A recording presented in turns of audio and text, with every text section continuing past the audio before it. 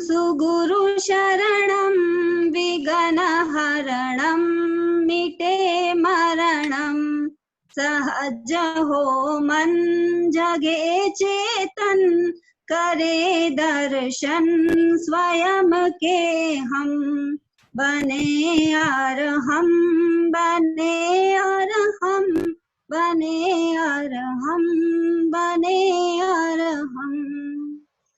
आराध्य देव के चरणों में कोटिशः वंदन अर्पण करती हूँ। पूज्य गुरुवर के चरण में आस्था का अभिनव वंदन। रहे सदा कृपा हम सब पर, दो आशीर्वाद नेमानंदन, दो आशीर्वाद नेमानंदन। वात्सल्य की प्रतिमूर्ति मातृ हृदया महाश्रमणी वर के चरणों में भावभीनी वंदना। मुंबई ज्ञानशाला की आंचलिक संयोजिका श्रीमती सुमन जी चपलोत, आंचलिक सह संयोजिका श्रीमती अनीता जी परमार, विभागीय संयोजिका राजश्री जी कच्छारा व विभागीय सह संयोजिका संजू जी दुग्गड़ व शीतल जी साखला, सभी पदाधिकारी गण व ज्ञानशाला की बगिया को सींचने वाली हमारी प्यारी प्यारी प्रशिक्षक बहनों, सादर जय जिनेंद्र। स्वागत है आप सभी का एक बार फिर से हमारी इस 12 व्रत कार्यशाला में।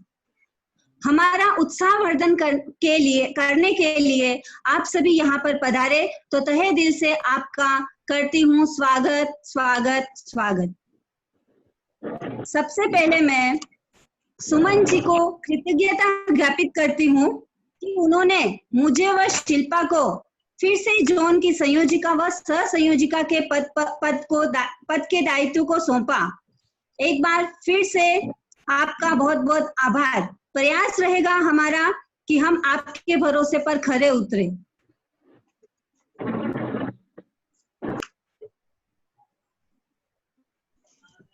आंचलिक संयोजिका सुमन जी के कदम से कदम मिलाकर चलने वाले ऊर्जावान प्रतिभावान हमारी आंचलिक सह संयोजिका अनीता जी परमार से आमंत्रित करती हूँ अपने शब्दों के साथ। नम्र निवेदन अनीता जी परमार से। अनीता जी। हाँ। वंदे अरहम वंदे गुरुवरम वंदे सच्चम।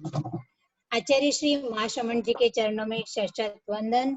मातृ हृदया साध्वी प्रमुखा श्री जी के चरणों में शत वंदन। मुंबई में विराजित सभी चारित्र आत्माओं को वंदन।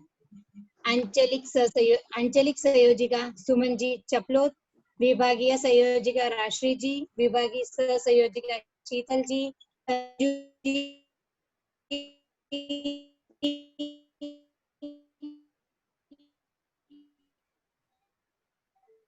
और जीतमल जोन की संयोजिका वनीता जी। आप में ही एक चीज के साथ रेडी रहते हैं। जैसे आज की एक कार्यशाला है श्रावक के 12 व्रत, जिसका फर्स्ट पार्ट ऑलरेडी हो पार्ट है, और इसके जो मोटिवेटर है रेखा जी, वो मतलब इतने अच्छे तरीके से सभी प्रशिक्षक करती हूँ कि आप सभी प्रशिक्षक इस व्रत को अपने जीवन में उतारने की कोशिश करें और आपके उज्जवल भविष्य के लिए शुभकामना। इसके साथ ओम अरहम। बहुत बहुत धन्यवाद अनीता जी आपका। ओम अरहम। हमने पहली कार्यशाला में जाना धर्म चर्चा कितनी भी कर ले, आचरण व व्यवहार में पवित्रता सबसे जरूरी है। इसीलिए सही ज्ञान का जितना महत्व है उतना ही महत्व है हमारे आचरण का। दोनों के कॉम्बिनेशन से ही मोक्ष मिलता है या मोक्ष के मार्ग पर हम आगे बढ़ सकते हैं। हम गृहस्थ पूर्ण रूपों से त्याग व व्रतों का पालन नहीं कर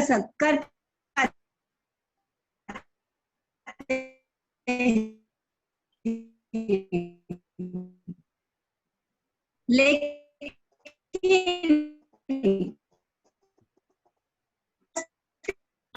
चलाते हुए भी हम धर्म की आराधना कर सकते हैं। कैसे? सिग्नल जोन की रेखा जी धाकड़ के द्वारा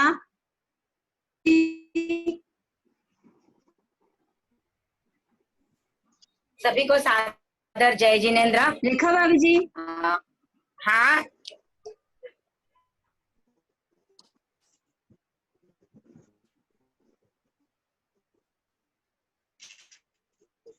हाँ हाँ शुरू कीजिए। आवाज आ रही है ना? हाँ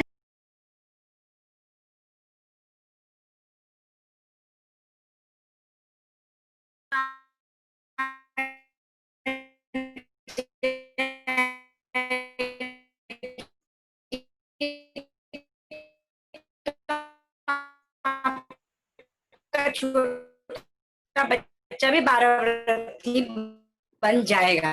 लिए तो हम श्रावक की और पांचवें गुणस्थान में डिफरेंस क्या है? तो चौथा गुणस्थान जो है वहां पर सम्यक्त्व है, सही श्रद्धा भी है, सब कुछ जानते हैं, सत्य भी जानते हैं त्याग करना चाहिए, प्रत्याख्यान करना चाहिए, पर उनमें त्याग करने की क्षमता नहीं होती है।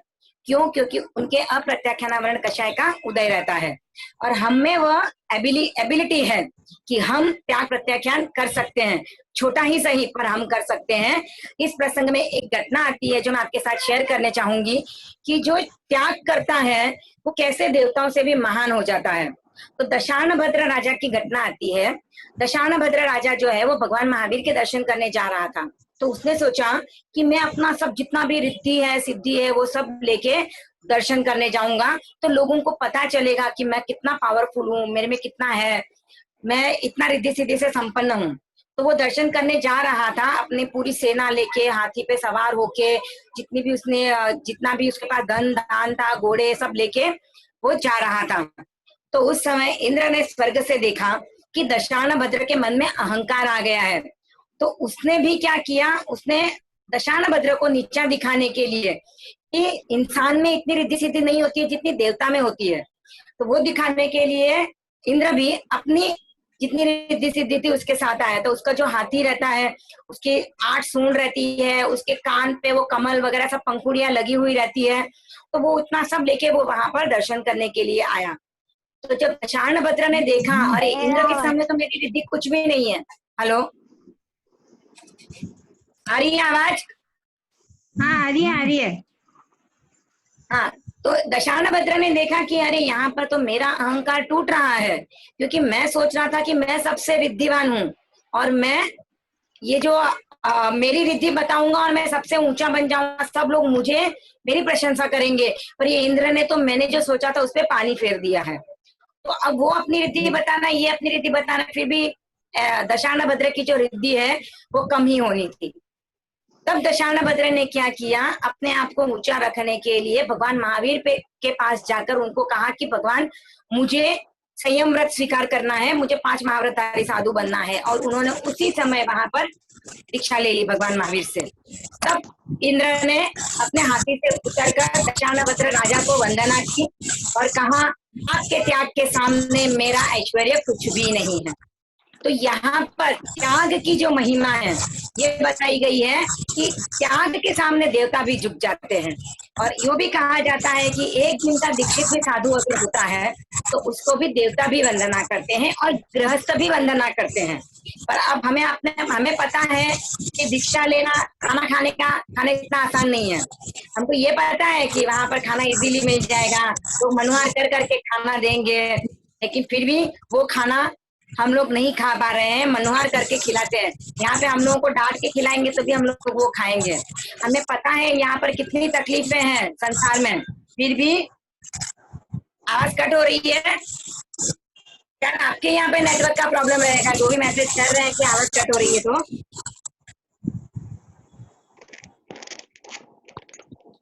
तो हम ये कहते हैं कि साधु जीवन में बहुत तकलीफें हैं और साधु जीवन की तकलीफें हमारी संसार जीवन की जो तकलीफें हैं उससे कम ही है। पर फिर भी हमारा मोहनीय कर्म है, उसका जब तक क्षयोपशम नहीं होता है।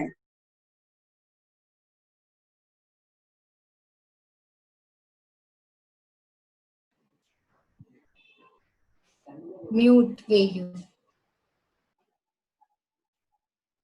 ठीक है, आवाज आ रही है?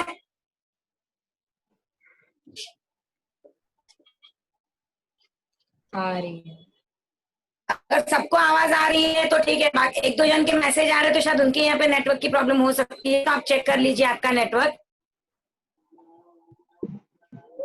तो हम जानते हैं कि गृहस्थ जीवन में बहुत तकलीफें हैं, क्योंकि हमारे तो रोज निरंतर कुछ ना कुछ टेंशन चालू ही रहती है, कभी इस चीज का टेंशन है, कभी उस चीज का टेंशन है, पर फिर भी जब तक हमारे चारित्र मोहनीय का क्षय पशम नहीं होगा हम चारित्र अंगीकार नहीं कर सकते। पर ऐसा नहीं है कि हम चारित्र अंगीकार नहीं कर सकते हैं तो हम चारित्र का आचरण भी अंश मात्र में नहीं कर सकते। तो इतना तो हमको भगवान महावीर ने अधिकार दिया है कि गृहस्थ धर्म में भी हम चारित्र का आचरण कुछ न कुछ रूप में कर सकते हैं, क्योंकि पूर्ण चारित्र का क्षय हमारे नहीं है, पर हम चारित्र मोहनीय का क्षयोपशम अवश्य कर सकते हैं। और उस क्षयोपशम के क्रम में ही ये 12 व्रत जो हमारे लिए किए गए हैं, वो हम 12 व्रतों को आज समझ रहे हैं।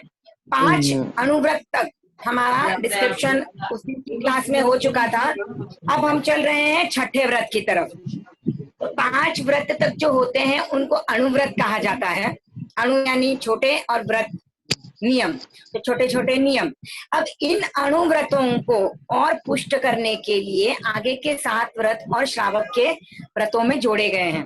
तो जो पहले 3 हैं यानी 6 से लेकर 8 तक के, जो भी अपने आप को म्यूट नहीं किए हैं प्लीज सब लोग म्यूट कर लीजिए ताकि सबको आवाज प्रॉपर सुनाई देगी। आपको कुछ डाउट है तो हम बाद में पूछ सकते हो, आपको टाइम दिया जाएगा। तो 6 से लेकर 8 तक के जो व्रत हैं वो है गुणव्रत। गुणव्रत यानी क्या, ये हमारे अनुव्रतों को पुष्ट करने के लिए और भी सहायक बनते हैं। तो इच्छा परिमाण जो व्रत है उसी को पुष्ट करने के लिए बाकी के 3 व्रत है। यानी इच्छा परिमाण व्रत को हमें और अच्छे से करना है तो बाकी की और भी इच्छाएं हैं तो वो सब इच्छा परिमाण में नहीं लिए, तो इन 3 अनुव्रतों में डाली हुई है। तो ये 3 अनुव्रत हैं जो गुणव्रत जिनको कहा जाता है, उनका नाम है दिक् परिमाण व्रत, उपभोग परिभोग परिमाण व्रत और अनर्थ दंड विरमण व्रत।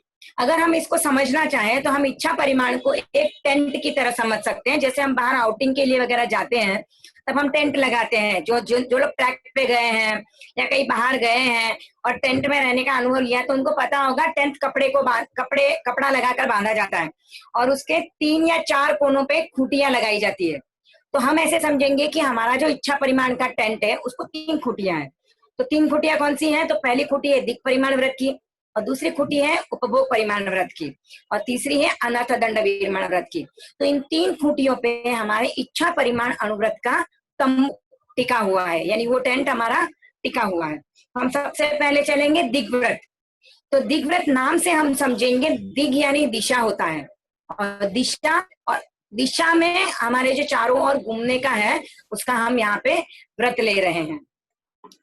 तो हम क्यों ले रहे हैं दिशाओं में घूमने का व्रत? क्योंकि अगर हम दिशाओं में घूमने से फ्री रहेंगे तो हम कहीं पर भी जा सकते थे। पहले जैसे राजा महाराजा होते थे वो अपने राज्य के अलावा दूसरे राज्यों को भी हासिल करने की कोशिश करते थे। जैसे भरत चक्रवर्ती 6 खंडों का। हाँ एक मिनट, अगर मुझे लग रहा है ये लिंक मैंने कंटिन्यू वाली की थी पर हो नहीं पाई है शायद, तो अगर ये लिंक वापस हो जाए सब लोग वापस इसी लिंक में ज्वाइन हो जाइएगा। अच्छा, वापस सेंड कर रही है? नहीं, इसी लिंक में वापस ज्वाइन कर लेना, सब हो जाएंगे वापस से। मतलब यहाँ से एक बार अपने एंड कर रही है। रिज्वाइन करना आप अपना चलने दीजिए रेखा जी, अपना चलने दीजिए। आप चलते चलते जब ये मीटिंग अपने आप क्लोज हो जाती है ना तब इसी लिंक पे आप सब क्लिक कीजिए, वापस ज्वाइन हो जाएंगे। अच्छा, हाँ वो ठीक है, मुझे लगा आप भी करना है कुछ। ओके, तो दिक् व्रत यानी दिशाओं का व्रत। तो दिशाओं में हम परिमाण क्यों करना चाहते हैं? क्योंकि क्षेत्र विस्तार यानी जो लोग दूसरों के राज्यों को हस्तगत करना चाहते हैं, और दूसरा है व्यापार विस्तार। तो अगर हम अभी जैसे मैं साइन कोलीवाड़ा में रहती हूँ, मेरा बिजनेस अगर साइन कोलीवाड़ा में चल रहा है, पर जब तक मैं दिशाओं का परिमाण नहीं करूं तो मैं बाकी क्षेत्रों में भी जाने के लिए खुली हूँ। तो श्रावक जो होता है वो दूसरे एरियाज में जाके अपनी एक लिमिट करता है कि इस एरिया के बाहर जाकर मैं बिजनेस नहीं करूंगा। क्यों नहीं करना चाहिए? इसका रीजन ये है कि आपको जितना चाहिए उतना आपके क्षेत्र में मिल रहा है।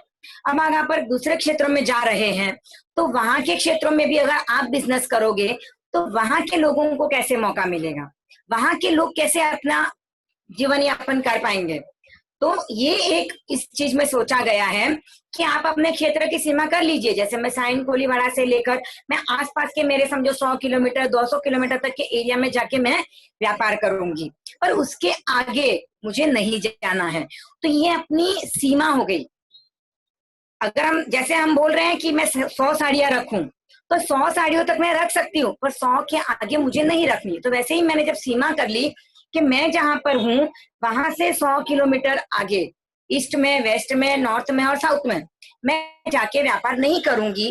तो ये ऐसे होता है जैसे हमने कहा कि हम त्याग करते हैं तो 6 काय के जीवों का वरदान मिलता है, वैसे ही हम अगर उस क्षेत्र में नहीं जाते हैं तो उस क्षेत्र के लोगों को व्यापार करने का मौका मिल जाता है।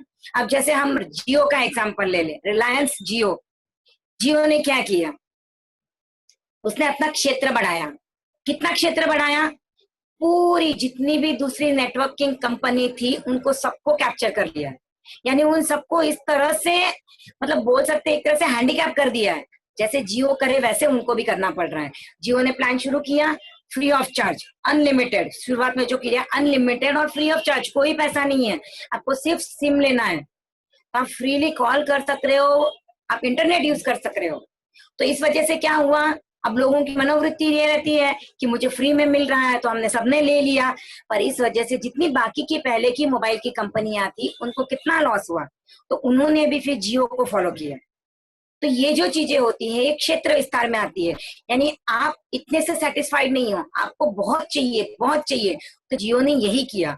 अब जियो ने क्या किया, 399 में शुरू किया, तो एयरटेल, वोडाफोन सबको 399 में देना पड़ रहा है। अगर बेचारों को नुकसान भी हो रहा है भी उनको सहन